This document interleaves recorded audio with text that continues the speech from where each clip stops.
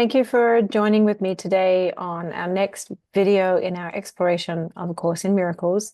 Today we are at lesson 11 and we're going to continue our reading with the text, and I'm excited about today's reading because it starts to talk about the holy relationship. So I hope you're having a good day. I got to spend the day with my dear cousin who is like a sister to me. And so that was beautiful with her little granddaughter, super fantastic. Hanging out with babies is medicine. If you have an opportunity to, spend some time with the baby. All right, I'm going to go ahead and share my screen with you. Clicking on Read A Course in Miracles, clicking on text. We are in chapter 17, and we are now at section 5, the healed relationship. Let's begin. Paragraph 1. The holy relationship is the expression of the holy instant in living in this world. Like everything about salvation, the holy instant is a practical device, witnessed to by its results. The holy instant never fails. The experience of it is always felt, yet without expression, it is not remembered. The holy relationship is a constant reminder of the experience in which the relationship became what it is. And as the unholy relationship is a continuing hymn of hate in praise of its maker, so is the holy relationship a happy song of praise to the Redeemer of relationships. Paragraph 2. The holy relationship, a major step toward the perception of the real world, is learned. It is the old unholy relationship transformed and seen anew. The holy relationship is a phenomenal teaching accomplishment. In all its aspects, as it begins, develops, and becomes accomplished, it represents the reversal of the unholy relationship. Be comforted in this. The only difficult phase is the beginning. For here, the goal of the relationship is abruptly shifted to the exact opposite of what it was. This is the result of offering the relationship to the Holy Spirit to use for His purposes. Paragraph 3. This invitation is accepted immediately, and the Holy Spirit wastes no time in introducing the practical results of asking Him to enter. At once, His goal replaces yours. This is accomplished very rapidly, but it makes the relationship seem disturbed, disjunctive, or even quite distressing. The reason is quite clear. For the relationship as it is out of line with its own goal, and clearly unsuited to the purpose that has been accepted for it. In its unholy condition, your goal was all that seemed to give it meaning. Now it seems to make no sense. Many relationships have been broken off at this point, and the pursuit of the old goal re-established in another relationship. For once the unholy relationship has accepted the goal of holiness, it can never again be what it was. Paragraph 4.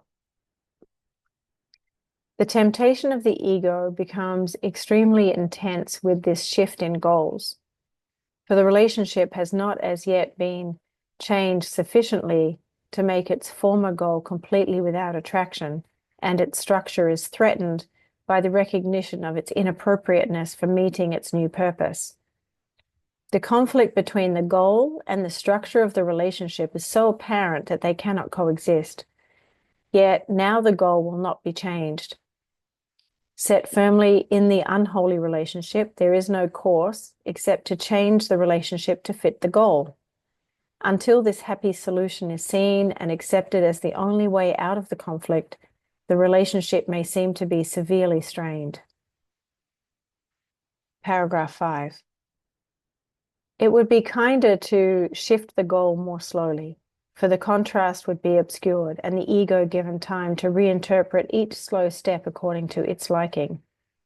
Only a radical shift in purpose could induce a complete change of mind about what the whole relationship is for. As this change develops and is finally accomplished, it grows increasingly beneficent and joyous. But at the beginning, the situation is experienced as very precarious. A relationship undertaken by two individuals for their unholy purposes suddenly has holiness for its goal. As these two contemplate their relationship from the point of view of this new purpose, they are inevitably appalled. Their perception of the relationship may even become quite disorganized. And yet, the former organization of their perception no longer serves the purpose they have agreed to meet. Paragraph 6. This is the time for faith. You let this goal be set for you. That was an act of faith. Do not abandon faith now that the rewards of faith are being introduced. If you believe the Holy Spirit was there to accept the relationship, why would you now not still believe that He is there to purify what He has taken under His guidance?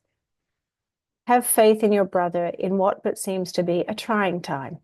The goal is set, and your relationship has sanity as its purpose. For now you find yourself in an insane relationship, recognized as such in the light of its goal. Let's keep going. Paragraph 7. Now the ego counsels thus: substitute for this another relationship to which your former goal was quite appropriate. You can escape from your distress only by getting rid of your brother. You need not part entirely if you choose not to do so, but you must exclude major areas of fantasy from your brother to save your sanity. Hear not this now. Have faith in Him who answered you. He heard. Has He not been very explicit in His answer? You are not now wholly insane. Can you deny that He has given you a most explicit statement? Now He asks for faith a little longer, even in bewilderment. For this will go, and you will see the justification for your faith emerge to bring you shining conviction. Abandon him not now, nor your brother. This relationship has been reborn as holy. Paragraph 8. Accept with gladness what you do not understand, and let it be explained to you as you perceive its purpose work in it to make it holy. You will find many opportunities to blame your brother for the failure of your relationship, for it will seem at times to have no purpose. A sense of aimlessness will come to haunt you and to remind you of all the ways you once sought for satisfaction and thought you found it. Forget not now the misery you really found, and do not breathe life into your failing ego, for your relationship has not been disrupted, it has been saved. Paragraph 9. You are very new in the ways of salvation and think you have lost your way. Your way is lost, but think not this is lost. In your newness, remember that you and your brother have started again together, and take his hand to walk together along a road far more familiar than you now believe. Is it not certain that you will remember a goal unchanged throughout eternity? For you have chosen but the goal of God, from which your true intent was never absent. Paragraph 10. Throughout the sonship is the song of freedom heard in joyous echo of your choice. You have joined with many in the holy instant, and they have joined with you. Think not your choice will leave you comfortless, for God Himself has blessed your holy relationship. Join in His blessing and withhold not yours upon it, for all it needs now is your blessing, that you may see that in it rests salvation.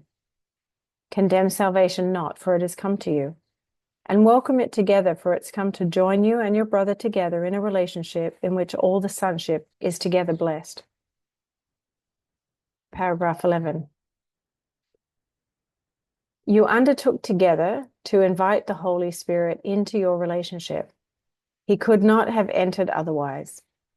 Although you may have made many mistakes since then, you've also made enormous efforts to help him do his work, and he has not been lacking in appreciation for all you've done for him, nor does he see the mistakes at all. Have you been similarly grateful to your brother? Have you consistently appreciated the good efforts and overlooked mistakes? Or has your appreciation flickered and grown dim in what seemed to be the light of the mistakes? Perhaps you are now entering upon a campaign to blame him for the discomfort of the situation in which you find yourself. And by this lack of thanks and gratitude, you make yourself unable to express the holy instant and thus lose sight of it. Paragraph 12.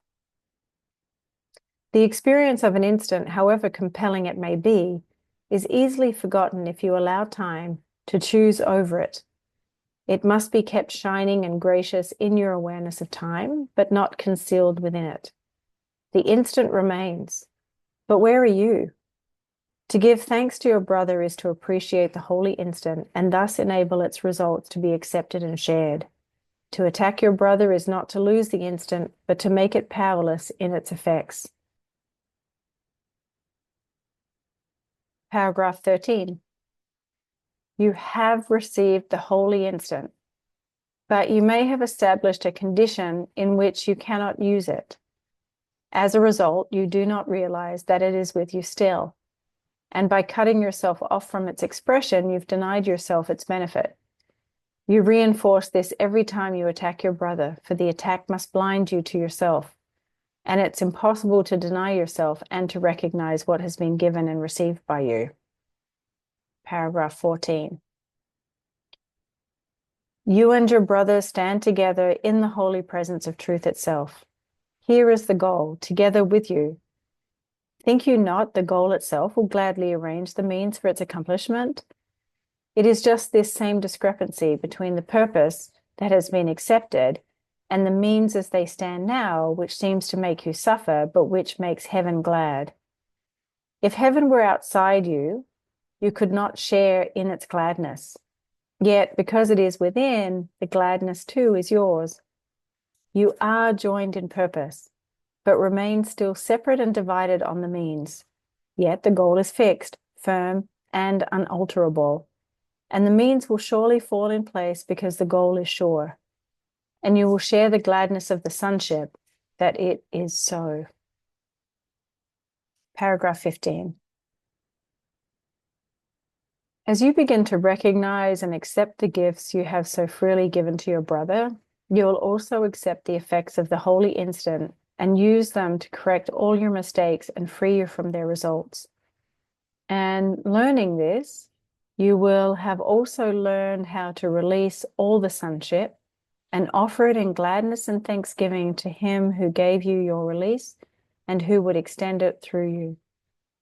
So just to paint the picture or the context of the course was channeled at a time when the receiver, the channeler, a woman called Helen Schucman, that has been described in the very first video, the introductory video that includes lesson 1, that she and her co-worker, William Thetford, were in loggerheads. And so the story goes that Thetford had sent out a plea that there has to be another way, and that the course was then an answer to that plea. So the course speaks very specifically about the special relationship. And I would say that the easiest way to describe or to interpret what is a special relationship is that its motivational force is guilt. Guilt from the belief of separation and guilt in our imperfections and the imperfections of our brothers and sisters. And so when we treat ourselves and we treat each other from that place of perceived imperfection, which then gets translated or acted out as judgment, then the part of us that blames and shames and makes wrong and attacks often expresses. And then when that part expresses, that doesn't feel good. And so then there's guilt for that mistreatment or that attack behavior. And so the way guilt shows up in our relationships, the special relationship can be a co-worker relationship, a boss-employee type dynamic. It could be a friendship. It could be a sibling relationship within a family dynamic. It could be your romantic love relationship in the context of that, your spouse, your partner. And so let's say that there's that part of the mind that finds them or what they're doing or what they're saying wrong, disappointing, unpleasing. They're not doing, saying, being what you think they should, what you want, what you like, what makes sense for you.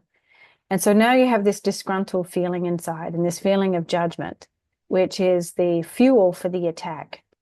You might even go to attack with your language, with your mind first, and then with your language. Now, when you go on that attack, it doesn't feel good.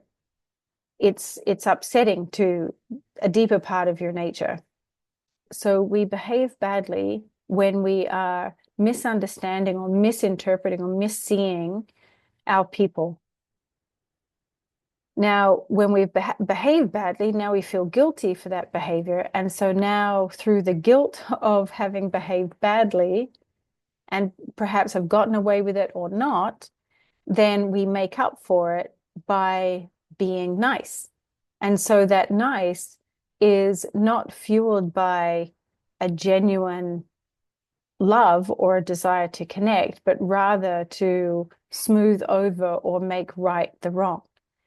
But the true righting of the wrong will never take place until the mind shares God's perspective of one another, of self and other, to see their innocence, that to see their original, holy, magnificent, unique, divine nature and innocence.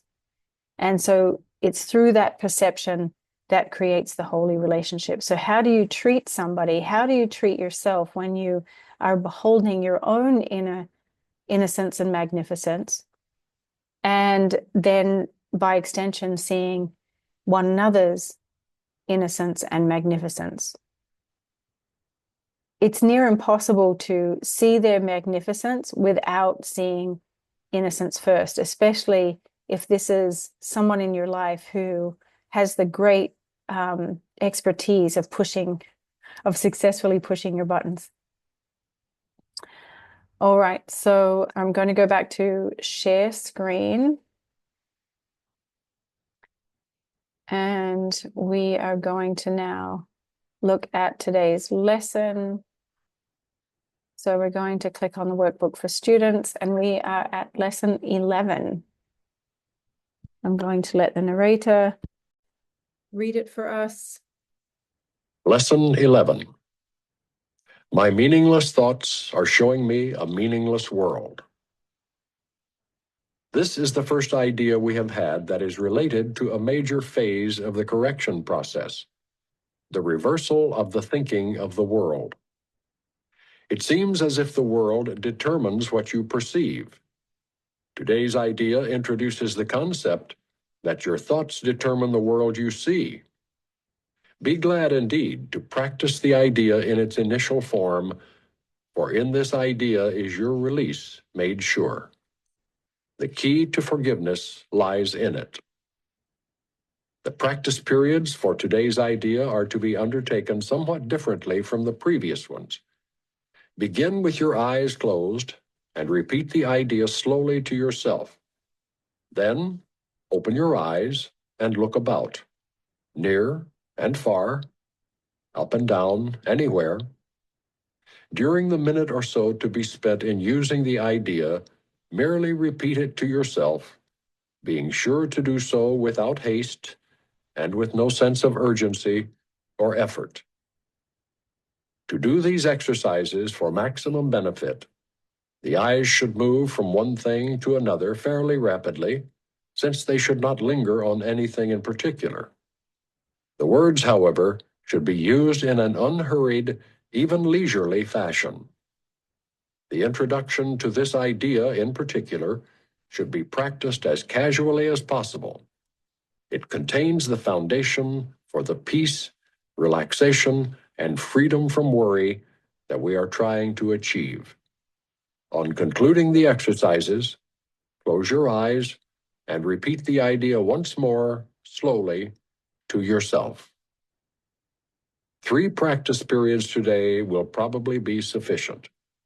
However, if there is little or no uneasiness and an inclination to do more, as many as 5 may be undertaken. More than this is not recommended. Okay, so the idea for today is my meaningless thoughts are showing me a meaningless world. And so we'll begin this practice period with eyes closed. And so you may as well start to bring your attention to the unconditional love and support that's here as the support of the chair, the floor, aware of how you have everything that you need to exist in this moment, aware of the breath as it is going in and out, out and in. Go ahead and close your eyes. I'm going to start the timer. Beginning with the idea, my meaningless thoughts are showing me a meaningless world. Now go ahead and open your eyes and look about, near and far, up and down, repeating this idea to yourself, leisurely, curiously. My meaningless thoughts are showing me a meaningless world.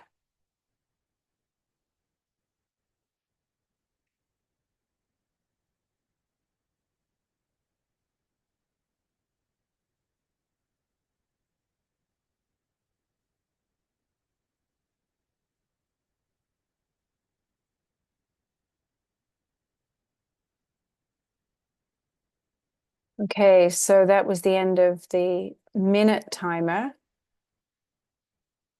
The instructions remind us that we can do 3 practice periods. So 3 practice periods, morning, in the evening, and 1 in the middle of the day. You can do as many as 5 practice periods. I set the timer for 1 minute. And again, I know these exercises can feel strange to create the possibility of meaninglessness when we're so geared towards creating meaning and making meaning.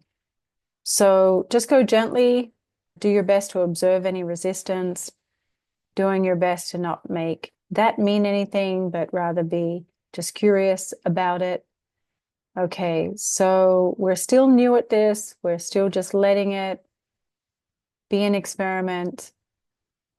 There's no harm, there's no foul, there's no blood, no broken bones. Everything's okay. We're just simply exploring new possibility. All right, so I'm going to go ahead and share the screen again, and we're going to now look at our next principle. So we're clicking on text, the meaning of miracles, and the principles of miracles, and we are looking at principle number 30.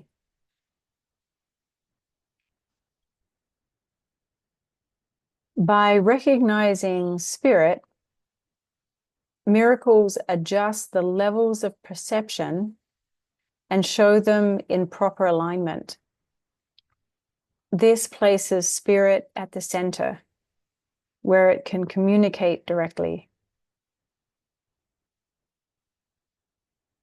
Okay, so the description is clear that we're exchanging the ego's worldview, point of view, for our divine spirit's point of view.